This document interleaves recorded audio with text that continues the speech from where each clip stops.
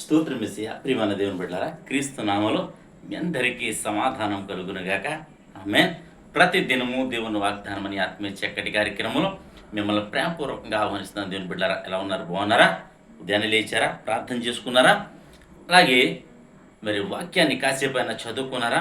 ఈ దినము ఈస్టర్ పండుగ గనుక మీ అందరికీ హ్యాపీ ఈస్టర్. అంటే ఈస్టర్ పండుగ యొక్క శుభాకాంక్షలు మీకు తెలియచేస్తున్నాను.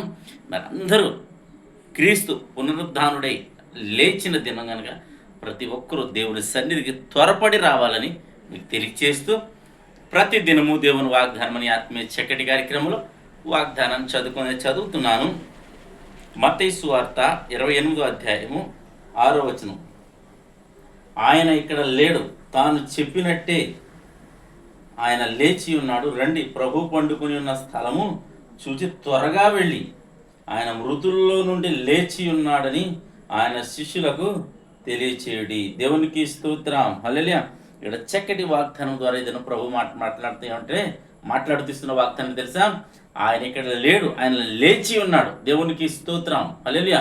మరి యేసు ప్రభు బ్రతికి ఉన్న దినాల్లో మరి భూమి మీద నరావతారిగా, దేవుడే నరావతారిగా భూమి మీదకి వచ్చి సంచరించి 33.5 సంవత్సరాలు బ్రతికిన కాలం ఆయన చేసిన సేవ దినాల్లో ఆయన చెప్పాడు, నేను చనిపోతాను మీ అందరి నిమిత్తం, మరలా తిరిగి 3వ దినాన్ని నేను లేస్తాను అని చెప్పిన యేసు ప్రభు మరి లేచి ఉన్నట్టు ఇక్కడ దేవుని వాక్యం సెలవిస్తూ ఉంది. కనుక ప్రతి ఒక్కరూ ఈ వాగ్దానం ఆయన నీ కోసం, ఆయన ఎవరి కోసం లేచాడంటే ఆయన నీ కోసమే లేచాడు.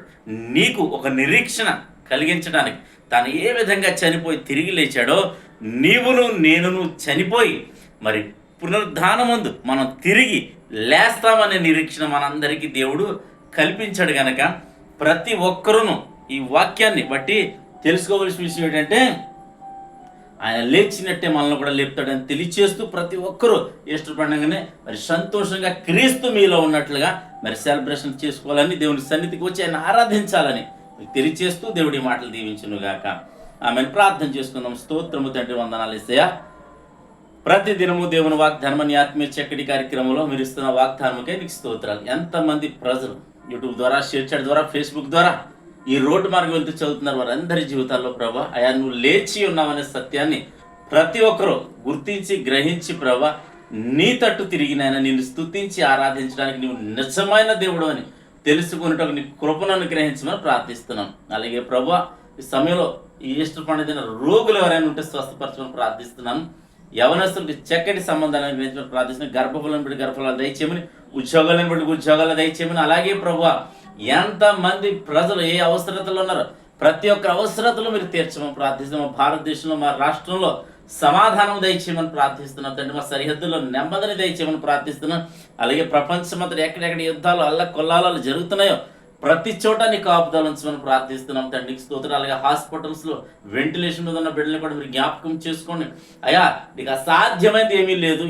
ఏ పరిస్థితుల్లో అయినా సరే నువ్వు లేవనెత్తడానికి సమర్థుడు గనక లేవనెత్తని ఆయా రీతిలుగా ఎన్నో రకాల వ్యాధులతో నేను బాధపడుతూ ఉన్నారు, ఎన్నో రకాలైన యాక్సిడెంట్లతో చనిపోతూ ఉన్నారు తండ్రి. అయా, ప్రతి చోట నీ కాపుదల ఉంచమని ప్రార్థిస్తున్నారు తండ్రి. అలాగే అనేక మంది ఆత్మహత్యలు ప్రభా నేను చేసుకుంటా ఉన్నారు ప్రభా. పిల్లలను చంపేసి తల్లులు చనిపోతూ ఉన్నారు. ఆయా రీతిలుగా నేను వరకు ఎదురయ్యే పరిస్థితులను బట్టి నాయన మరణం ముగింపు కాదని ప్రతి ఒక్కరు తెలుసుకుని ప్రభా, మరణం తర్వాత జీవితం ఉంది అని అది నీలోనే ఉంది.